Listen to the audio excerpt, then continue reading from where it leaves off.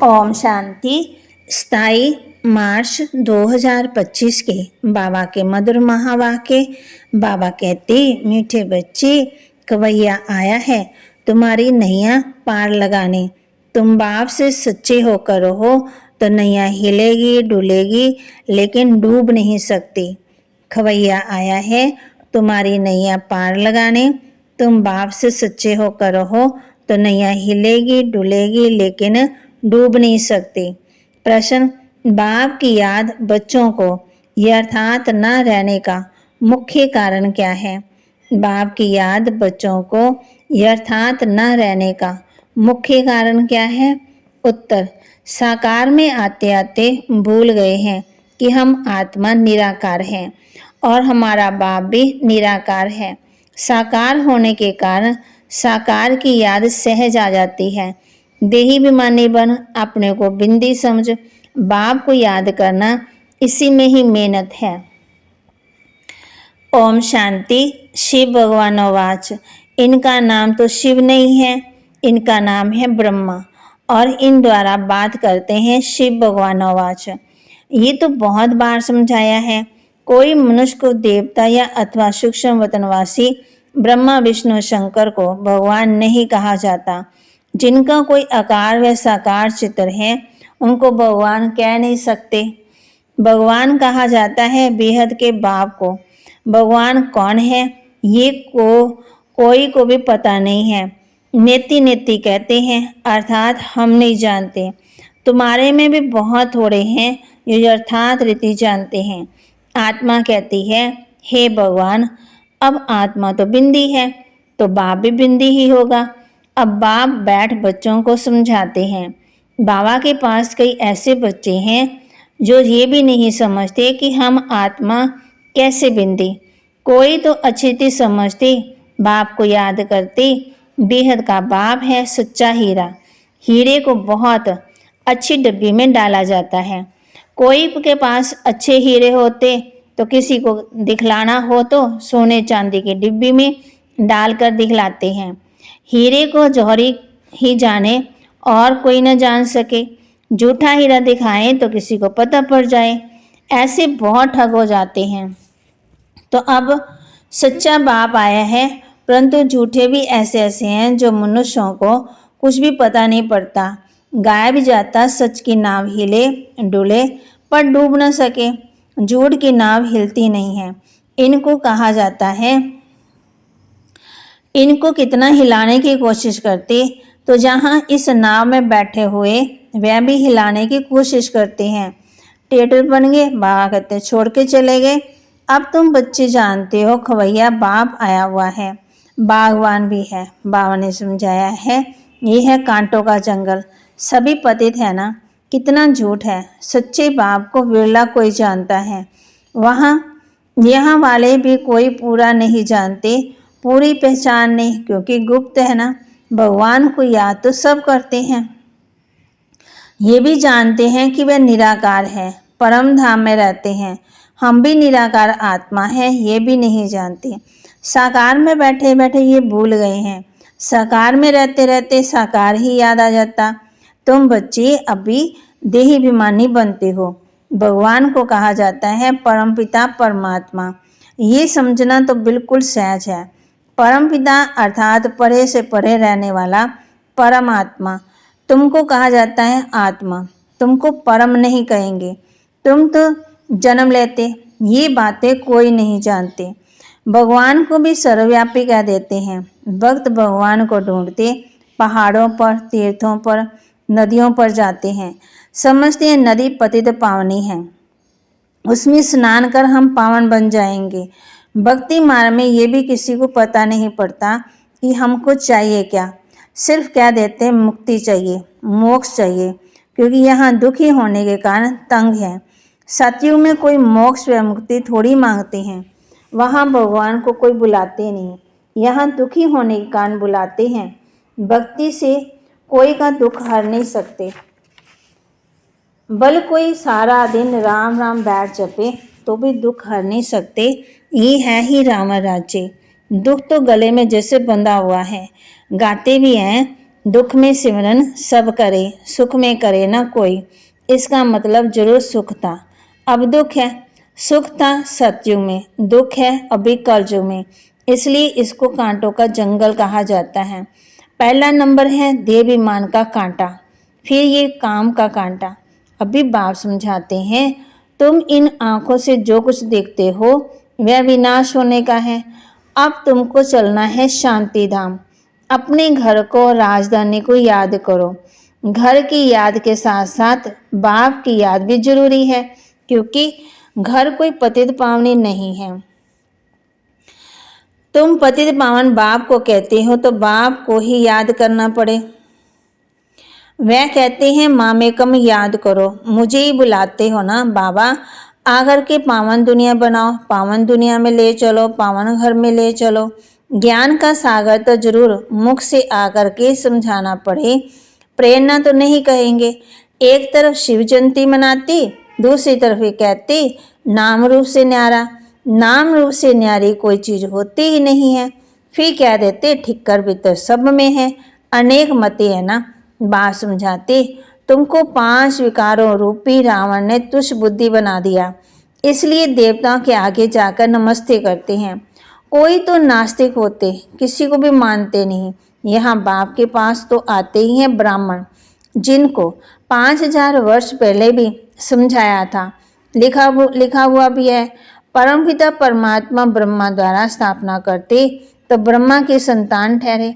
प्रजापिता ब्रह्मा तो मशहूर है, जरूर ब्राह्मण ब्राह्मणियां भी होंगे। अभी तुम शूद्र धर्म से निकल ब्राह्मण धर्म में आए हो। वास्तव में हिंदू कहलाने वाले अपने असली धर्म को जानते ही नहीं, इसलिए कभी किसी को मानेंगे, कभी किसी को मानेंगे। बौद्धों के पास जाते हैं क्रिश्चियन लोग, कभी किसी के पास जाएंगे नहीं। अभी तुम सिद्ध कर बतलाते हो। भगवान बाप बैठ कहते हैं मुझे याद करो। एक दिन अखबारों में पढ़ेगा कि भगवान कहते हैं मुझे याद करने से ही तुम पति से पावन बन जाएंगे। जब विनाश नजदीक होगा तब अखबारों द्वारा ये आवाज कानों पर पड़ेगा। अखबार तो कहाँ कहाँ से समाचार आते हैं ना, वह भी डाल सकते हो। भगवान नवाज परमपिता परमात्मा शिव कहते हैं मैं हूँ पतित पावन, मुझे याद करो तो तुम पावन बन जाएंगे। इस पति दुनिया का विनाश सामने खड़ा है, विनाश जरूर होता है, ये भी सबको निश्चय हो जाएगा। रिहर्सल भी होती रहेगी। तुम बच्चे जानते हो जब तक राजधानी स्थापन नहीं हुई है तब तक विनाश होता ही रहेगा। अर्थवीक आदि भी होगी, एक तरफ बम फटेंगे, दूसरी तरफ नेचुरल कैलेमिटीज भी आएगी। अनादि नहीं मिलेगा, स्टीमर नहीं आएंगे, फैमन पड़ जाएगा, भूख मरते मरते खत्म हो जाएंगे। भूख हड़ताल जो करते हैं ना, वह फिर कुछ न कुछ जल व पानी शहद आदि लेते रहते हैं, वजन में हल्के हो जाते हैं। यहाँ ये तो बैठे बैठे अचानक अर्थवेग होगी, मर जाएंगे, विनाश तो जरूर होना है। साधु संत आदि ऐसे नहीं कहेंगे कि विनाश होना है, इसलिए राम राम कहो। मनुष्य तो भगवान को ही नहीं जानते, भगवान तो खुद ही अपने को जाने और न जाने कोई। उनका टाइम है आने का, जो फिर इस बूढ़े तन में आकर के सृष्टि के आदि मध्य की नौलत सुनाते। तुम बच्चे जानते हो अभी वापस जाना है, इसमें तो खुश होना नहीं चाहिए। हम शांति धाम जाते हैं, मनुष्य ही शांति चाहते हैं, परंतु शांति कौन देवे? कहते हैं शांति देवा शांति देवा। अब देवों का देव तो एक ही ऊंच से ऊंच बाप है। वह कहते मैं तुमको सबको पावन बना करके ले जाऊंगा, एक को भी नहीं छोड़ूंगा। ब्राह्मण साथ सबको जाना ही है। गाते हैं ना मच्छरों दे सब आत्मा जाती है।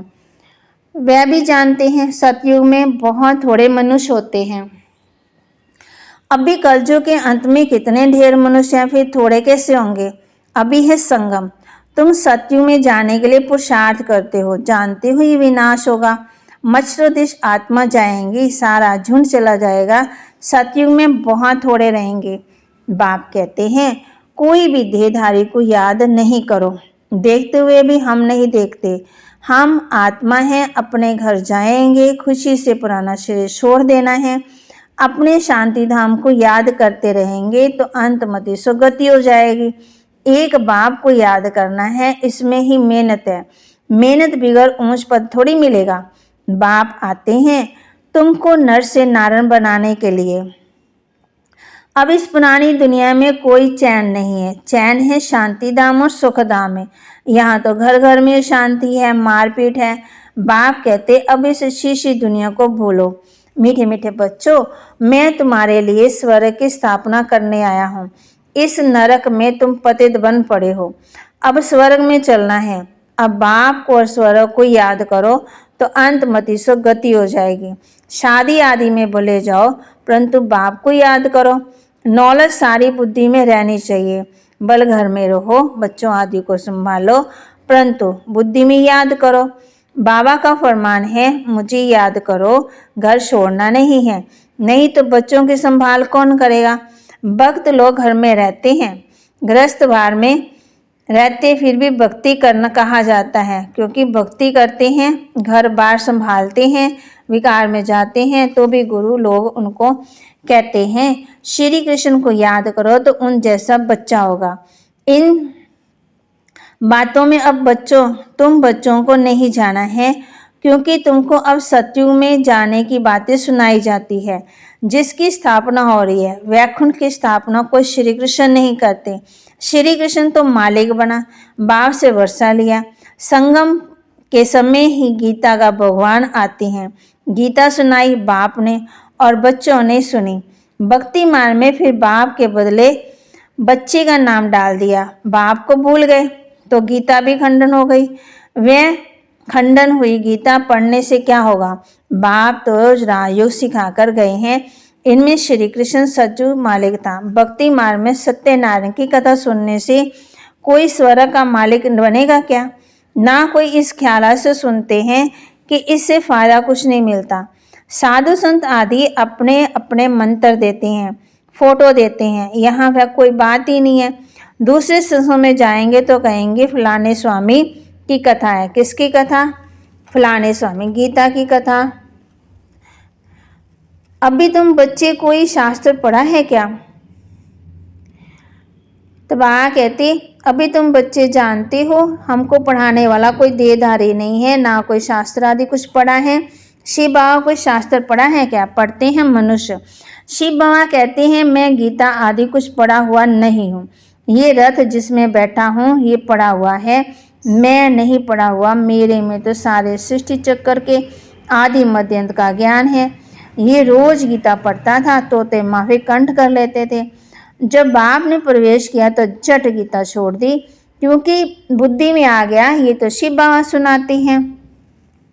बाप कहते हैं मैं तुमको स्वर्ग की बादशाही देता हूँ। अब पुरानी दुनिया से ममता मिटा दो, सिर्फ माँ में कम याद करो। ये मेहनत करनी है। सच्चे आशिक को घड़ी घड़ी माशू की याद ही आती रहती है। तो अब बाप की याद से ऐसा पक्का रहना चाहिए, बाप की याद अब पक्की रहनी चाहिए। पालौकी बाप कहते हैं बच्चे मुझे याद करो, फिर स्वर्ग के वर्षे को याद करो। इसमें ही और कुछ भी आवाज़ करने, झांझ बजाने की, ढोलकी बजाने की दरकार नहीं। गीत भी कोई कोई अच्छे आते हैं तो बजाए जाते, जिसका अर्थ तुमको समझाते। गीत बनाने वाले खुद कुछ भी नहीं जानते। मीरा भक्तन थी, तुम तो अभी ज्ञानी हो। बच्चों से जब कोई काम ठीक नहीं होता तो बाबा कहते हैं तुम तो जैसे भक्त हो। वह तो समझ जाते हैं बाबा ने हमको ऐसा क्यों कहा।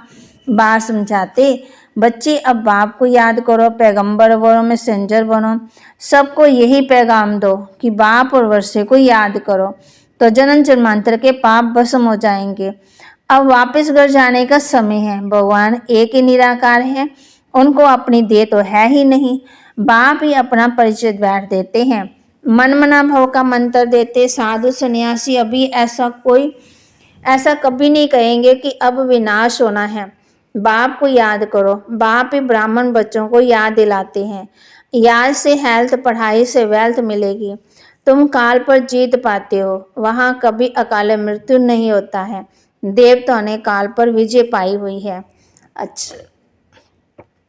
अच्छा मीठे मीठे सिकलदे बच्चों प्रति माता पिता बाप दादा का याद प्यार और गुड मॉर्निंग। रूहानी बाप की रूहानी बच्चों को नमस्ते। रूहानी बच्चों की रूहानी बाप दादा को दिलवा जान सिकवा प्रेम से नमस्ते। धारणा के लिए मुख्य सार, ऐसा कोई कर्म नहीं करना जो बाप द्वारा भक्ति का टाइटल मिले। पैगंबर वंश सबको बाप और वसे को याद करने का पैगाम देना है। इस पुरानी दुनिया में कोई चैन नहीं है, ये शीशी दुनिया है, इसे भूलते जाना है। घर की याद के साथ साथ पावन बनने के लिए बाप को भी जरूर याद करना है। वरदान, प्रवृत्ति में रहते पर वृत्ति में रहने वाले निरंतर योगी भव। घर गृहस्थ में रहते इससे बातों से भी परे पर वृत्ति में रहने वाले निरंतर योगी भव। निरंतर योगी बनने का सहज साधन है प्रवृत्ति में रहते पर वृत्ति में रहना। प्रवृत्ति में रहते पर वृत्ति में रहना, परवृत्ति अर्थात आत्मिक रूप। जो आत्मिक रूप में स्थित रहता वह सदा न्यारा और बाप का प्यारा बन जाता। कुछ भी हो तो बाबा कहते तो ये महसूस होगा जैसे काम किया, काम नहीं किया तो लेकिन खेल किया। तो प्रवृत्ति में रहते आत्मिक रूप में रहने से सब खेल की तरह सहज अनुभव होगा, बंधन नहीं लगेगा। सिर्फ स्नेह और सहयोग के साथ शक्ति की एडिशन करो तो हाई जंप लगा लेंगे।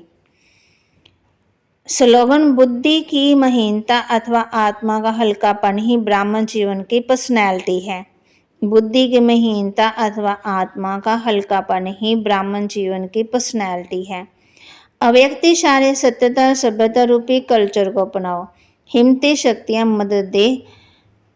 सर्वशक्तिवान शेरनियां कभी किसी से डरती नहीं, निर्भय होती है। ये भी भय नहीं है कि ना मालूम क्या होगा। सत्यता की शक्ति स्वरूप होकर नशे से बोलो, नशे से देखो। हम आलमाटी गवर्नमेंट के अंशर हैं, इसलिए इसी स्मृति से अयथार्थ से यथार्थ में लाना है।